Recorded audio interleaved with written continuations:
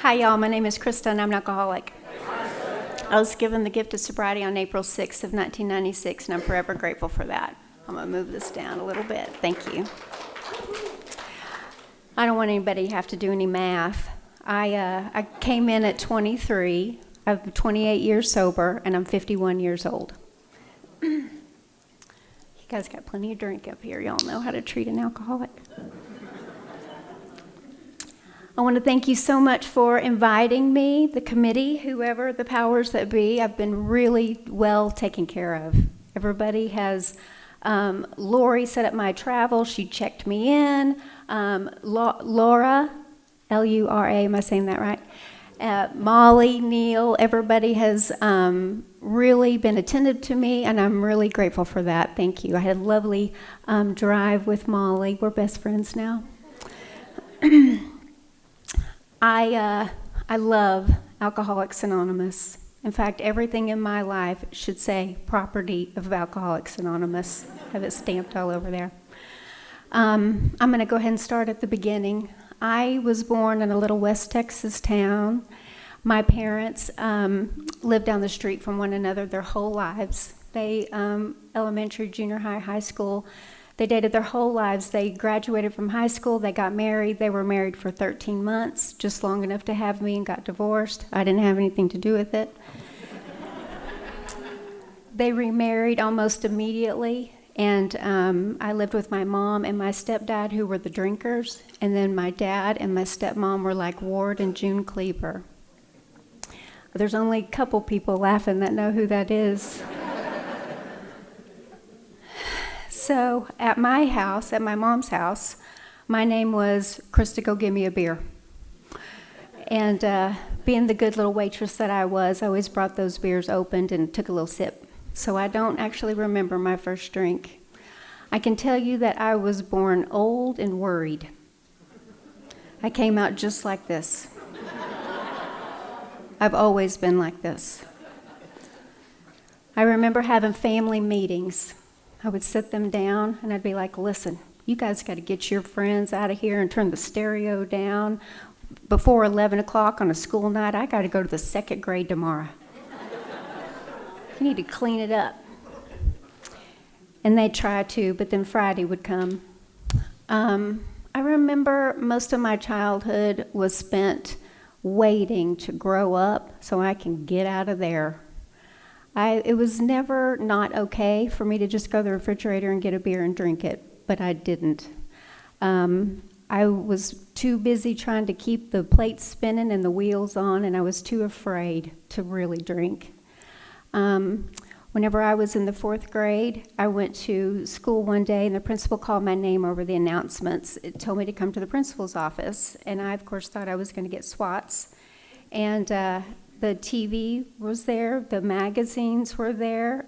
It was an entourage of people.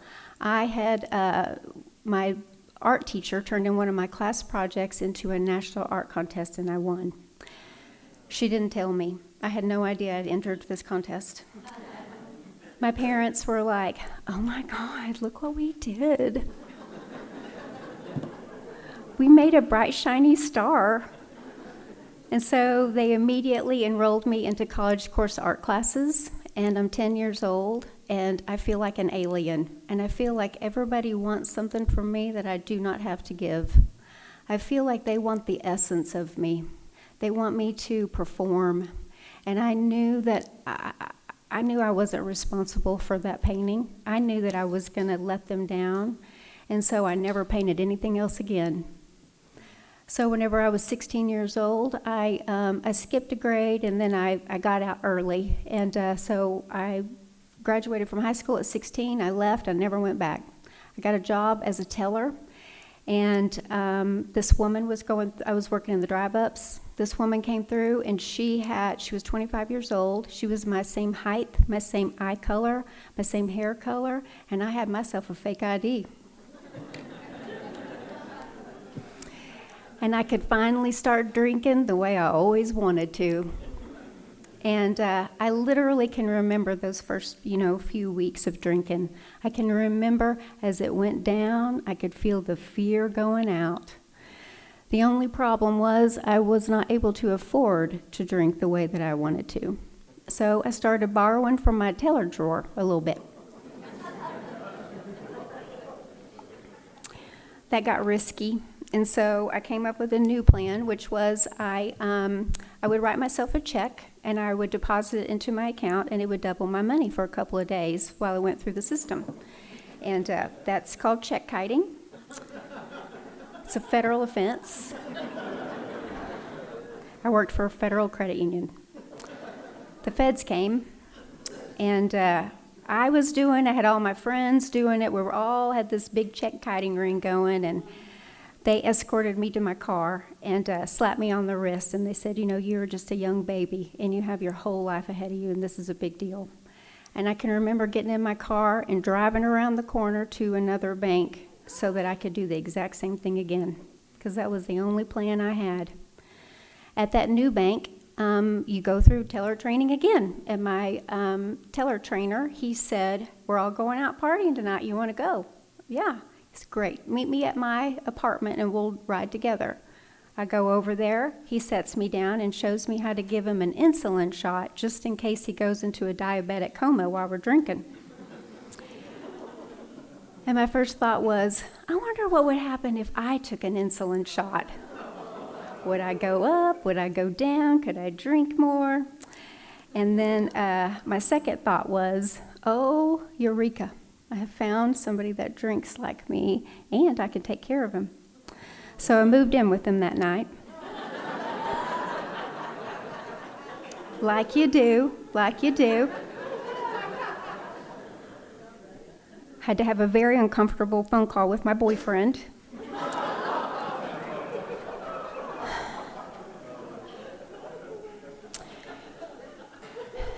And then our house became the party house. And you know how alcoholics, we just find each other. We just always gravitate to people that drink like us and act like us. And so, all of our friends, were doing what we were doing. And we called ourselves the BWC, the Bedwetters Club. See some fellow members. We had a really good time until we didn't, and it felt like it happened just like that. We went on and got married, and I was working my way up at the bank, and so was he, and I was in investments, and, the BWC stopped coming over, and they were getting on with their lives too, and they were having babies and promotions, and they were only drinking on the weekends. And I'm starting to have two feelings, those only, terror.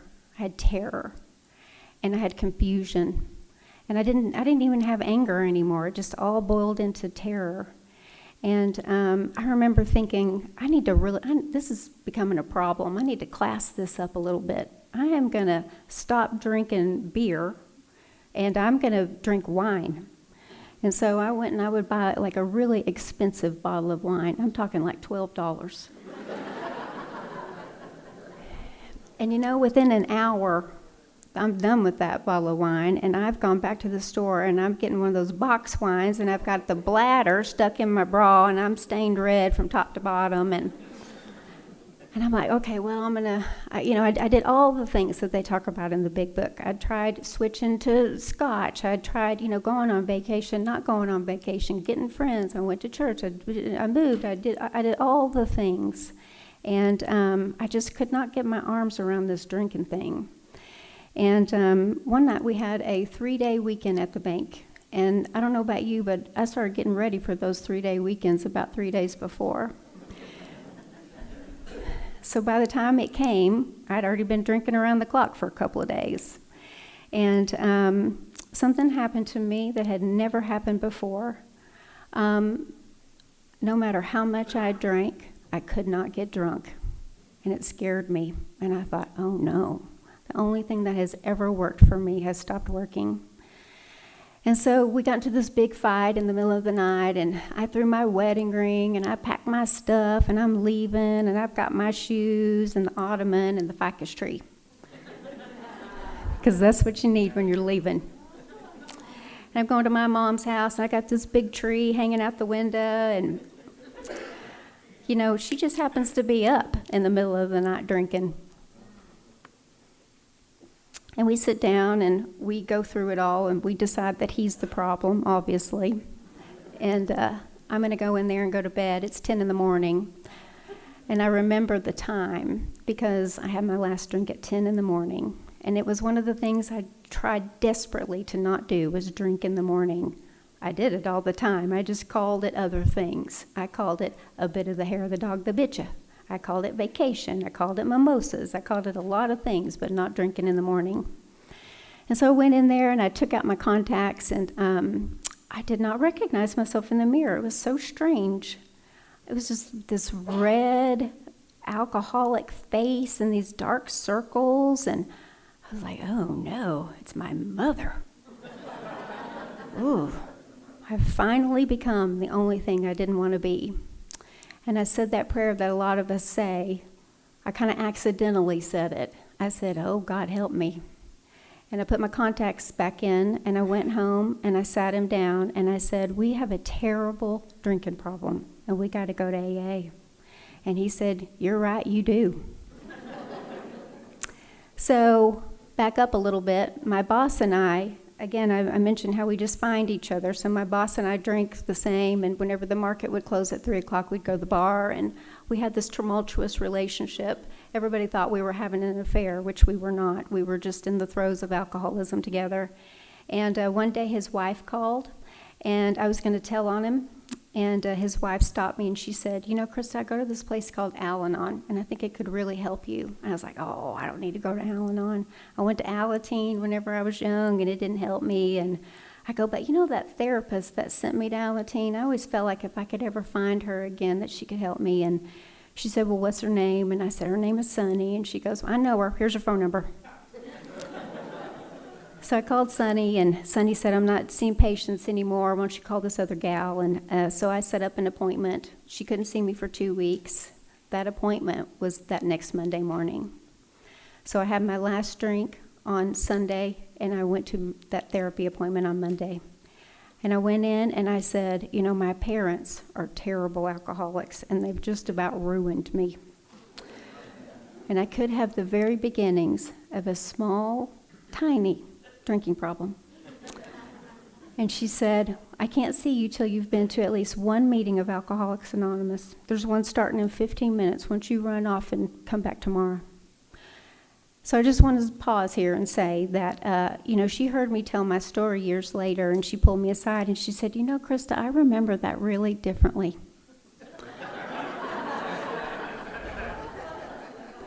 So I just want to say that I don't actually know if any of this story is true. But this is what I remember, and this is what I'm going with. So I went to that meeting, and there were 6 grandpas there. And they said, are you new? And I said, yes. How did you know? And they said, welcome to Alcoholics Anonymous. You are the most important person here. We cannot stay sober without you. You are the lifeblood of AA. And they started talking to me about the way they felt before they drank, the way they felt when they drank, and the way they felt after they drank. And it just felt like the mothership had landed. All of that age difference and gender difference and all of that stuff went away. And I knew that those men understood. They understood me, and they were putting these beautiful words to these feelings I'd had my whole life. They were talking about incomprehensible demoralization. I'd never heard that before, but I knew immediately what that was. And they said, come back tomorrow. And so I did, because they needed me. And I was the lifeblood of Alcoholics Anonymous. And they could not stay sober without me. And so I went. And I went every day. And they seemed to be doing pretty good. And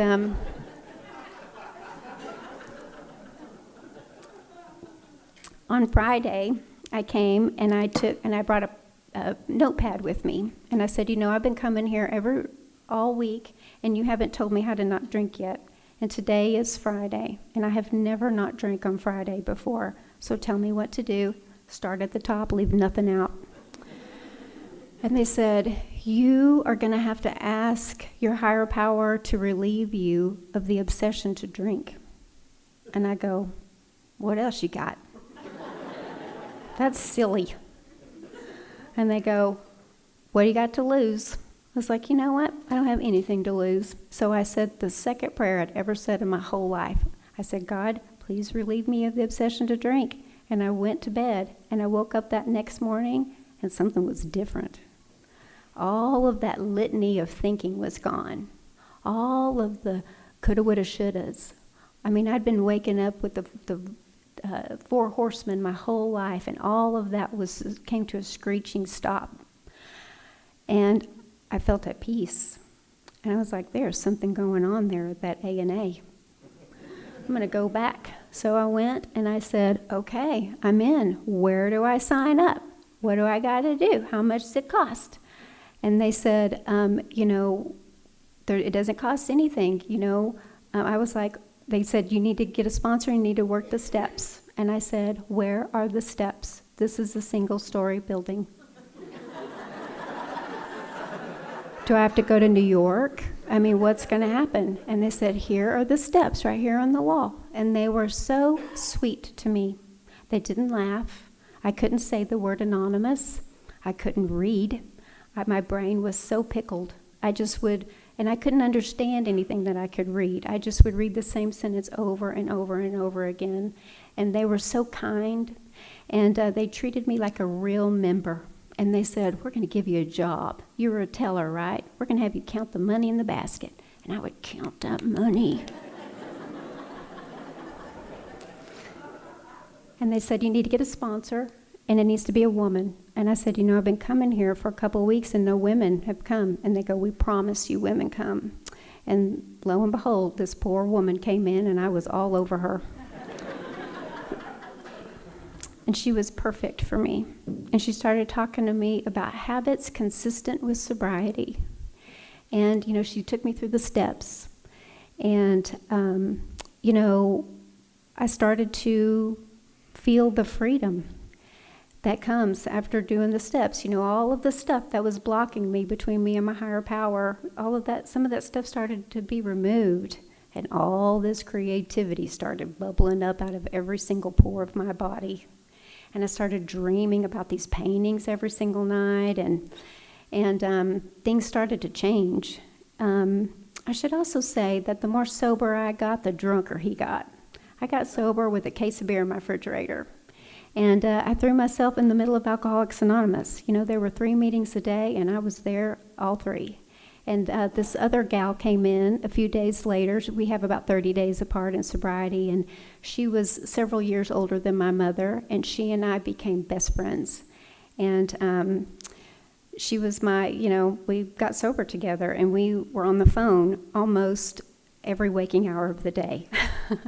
We talked at work. We would hide under our desks. She was a big-time attorney. I was a banker, and I'd be like, man, I feel weird. She's like, I feel weird too. I'll see you at the meeting. And then one day, I guess I had about 1.5 years sober, I came home, and nothing had happened that different that day. We didn't have a big fight or anything. I came home, and I sat him down, and I said, I love you, but I love me way too much to live like this. I'm leaving. And so I wasn't married. I had been studying to get my Series 7, but I hadn't taken my test yet. And I was like, I really don't have any ties here at Amarillo. I'm going to go to Dallas and see about this creativity. So I expected to go for 1 year and then come home and, be a banker. And I came to Dallas. I got a little job at a frame shop. And the woman who owned this custom frame shop, she also did some art consulting, which means that she placed art in commercial settings, and she said, I'm looking for a local artist to paint an abstract for this building I'm doing. And I said, well, I haven't lived here very long. I don't know any artists, and I haven't painted anything in a really long time, but I'll try it. And so I painted a little painting that night, and the next day while I was waiting for her to come into work and see it, a customer came in to get something framed, and she saw my painting there. She said, "Who did that?" I said, "I did." She said, "I want to have an art show for you. Can you do 30 paintings in 2 months?" So because all that stuff had been cleared out, I wasn't afraid, and I could say yes, and I could paint the paintings, and I could show up, and I could do the deal, and I could be unattached to the outcomes. And so I did it. I had a sellout show. From there, I went on and had a big, fat, beautiful art career. The doors just blew open, and I just was pushed through. I had I'm going to skip around a little bit here. I got to have my first show in New York, and my sponsor was there, my friends were there, my family couldn't come, and whenever I got there and I turned the corner and my AA group came. You guys came and surprised me. You have been there at every twist and turn of my life. I told you my numbers. I have been in AA most of my life. And you guys have been there with me all the way. There's a promise that we say to newcomers. We say, you don't have to do this by yourself. And I know that they mean God, but they also mean you. And that has certainly been true for me. So back to, I'm in Dallas, and I'm going to the Preston group, which is a big group. And there's about 100 people in that group. And I thought it was the meeting of Alcoholics Anonymous for the entire Dallas Metroplex, because a big meeting in Amarillo was 10 people. And so I start getting real anonymous in Alcoholics Anonymous. I'm coming in late. I pass when it's my turn to share. I leave early, and it's starting to get pretty scary. And one day I came in, I sat down, and there was this girl sitting next to me, and her eyes were as big as silver dollars, and she was all over me. And she said, "Will you be my sponsor?" And I said, "Yeah, but I better get one first." So she asked me, and I asked the woman to my left, and we all got sponsors that day. That woman to my left didn't stay my sponsor for very long. It turns out there were other meetings in Dallas besides just that one. And so I started going to this women's meeting. That's where I met my friend Rhonda. And I also met my sponsor that I've had for 25 years. Rhonda and I share her. And to have somebody walk a path with you for that long, who truly, truly knows you, is really a magical thing. I know that that's not everybody's experience, and if you aren't having that experience, it doesn't mean you're doing it wrong. This was just, what I needed, and I'm so grateful for the unconditional love that I have gotten from that woman. It has changed me at a cellular level. She has always, applied the scalpel of truth with the antiseptic of love. And I think a lot of people come into AA and they need something a little harder. They need some rules. They need structure. They need something to push up against. They need a get in the car sponsor. And there's not a thing wrong with that. That is not what I needed. I needed strokes. I needed love. I needed somebody that was going to be on my side. I could call Christy with anything. I could call her and I could say, "Christy, I'm going to burn this mother down." She'll go, "Do it." I could call her and I could say, "You know what? I woke up this morning and I drowned some kittens. Now I'm on my way to go sleep with my best friend's husband." She'll say, "I think it's a terrible idea. Why don't you run by here first?" But no judgment. And I have I love our literature. I love the big book. I love how on this first page it tells us what's wrong with us, and then on the next page it tells us what to do about it. I love that it doesn't just give us a bunch of rules, and I like that there's a wide variety of phrasing in there. I love the pictograms. I love the story of the jaywalker.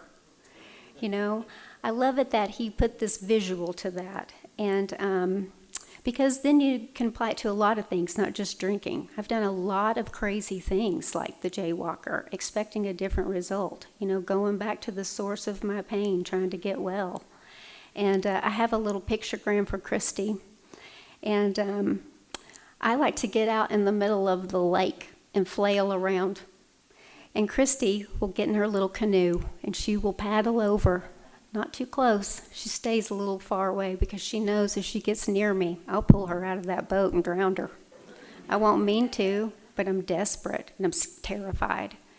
And so she'll holler out to me. She'll say, "Krista, relax. Take it easy. We don't struggle. Flip over on your back. Surrender. You float. We all float. I promise you float. Surrender. Relax." I'll go, "Okay, Christy, I'm doing it, I'm floating. You're right. And then she'll go, "Okay, now stand up. You're only in a foot of water." She never leads with that. She gives me tools. She gives me the tools to use because she knows I'm going to need that later whenever I don't have access to her. I'm going to need to know how to do it. I need to know first step is that we relax, we don't struggle, we take it easy, then we surrender, and then we take action. You know, the program is, you know, and it gives us these tools that enables us to match calamity with serenity. And I thought that I was going to come in here and work the 12 golden steps, and then I was never going to have a negative feeling again. I thought I was going to get well. And that's not my experience. If y'all are having something different, please tell me. I want to know how to do that one. But I have been given the tools here to deal with life on life's terms as it comes. And it's given me a life really beyond anything I could have ever imagined. So I'm in Dallas. This girl pulled me into the middle of the boat. I'm sponsoring people. I'm being sponsored. Life is good. I get a call from my mom.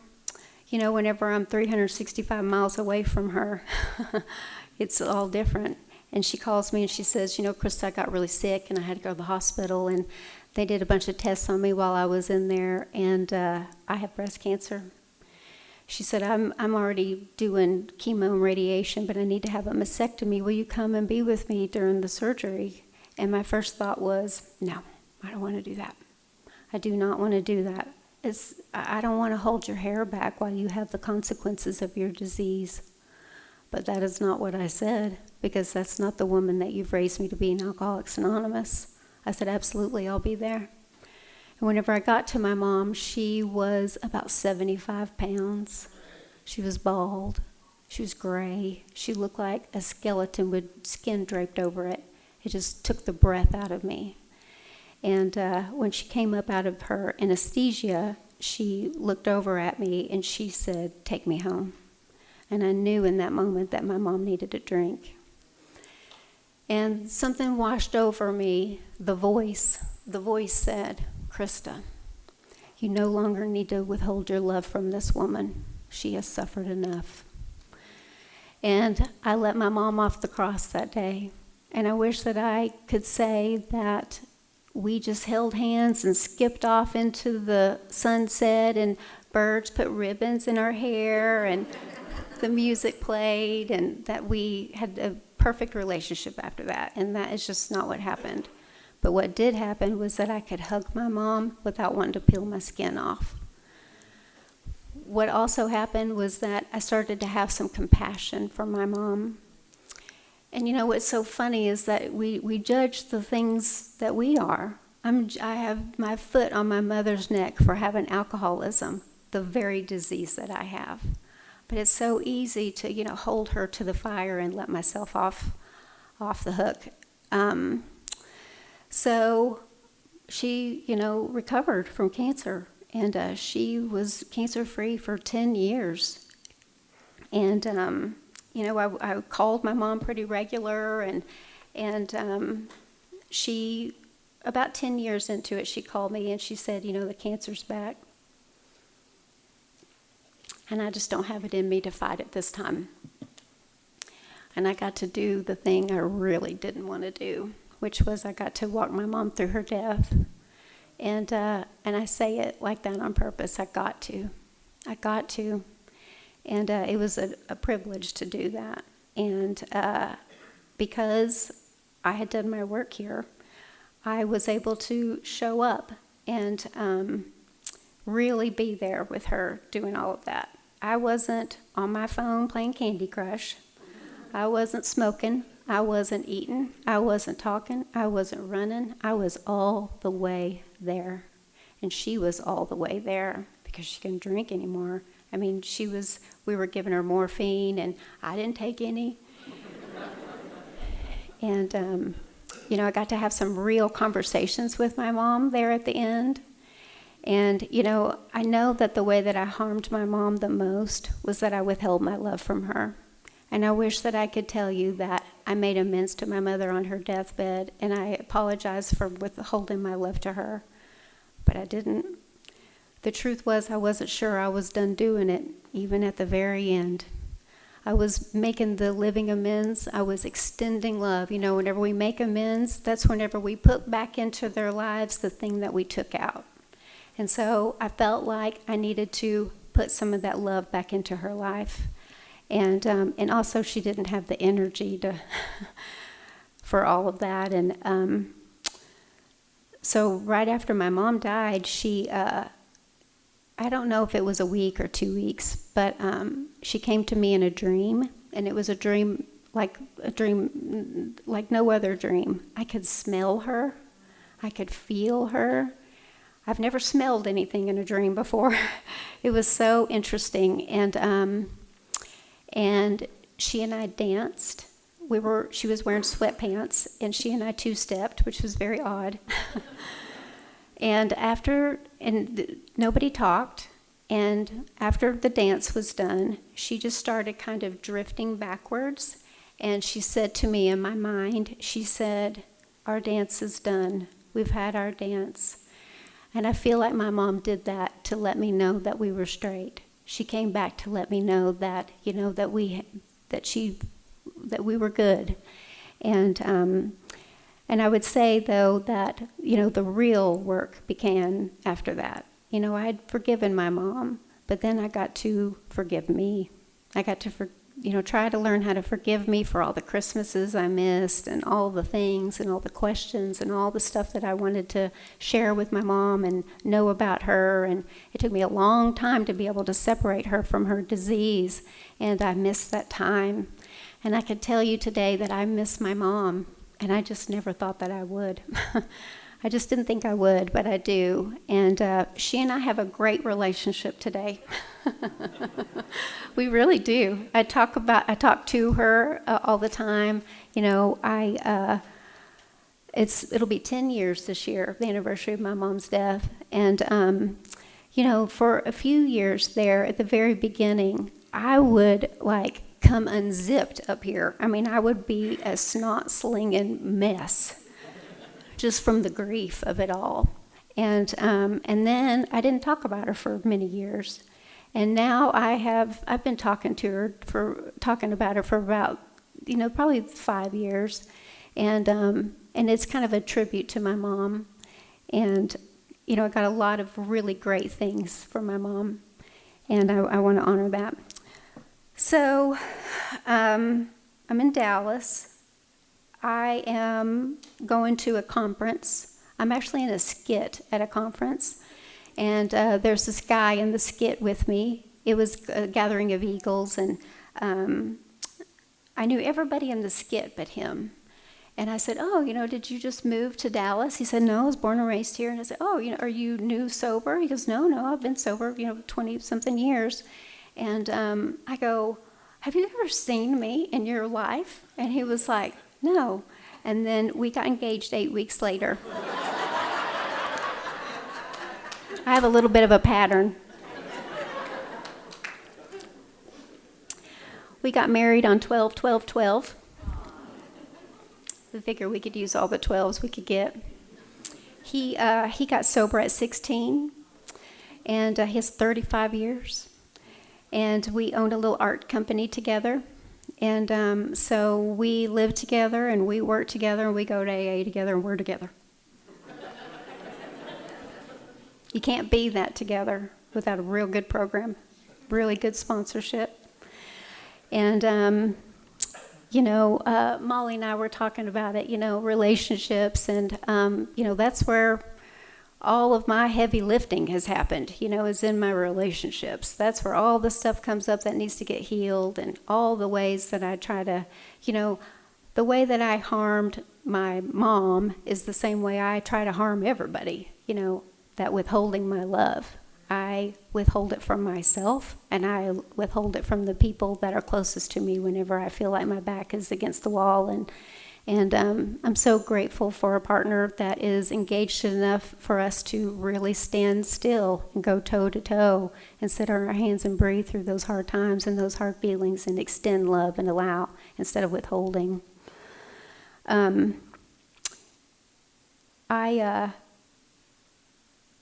I would also say that, I have found a sufficient substitute for drinking in Alcoholics Anonymous, and I am reasonably happy. That's what it talks about.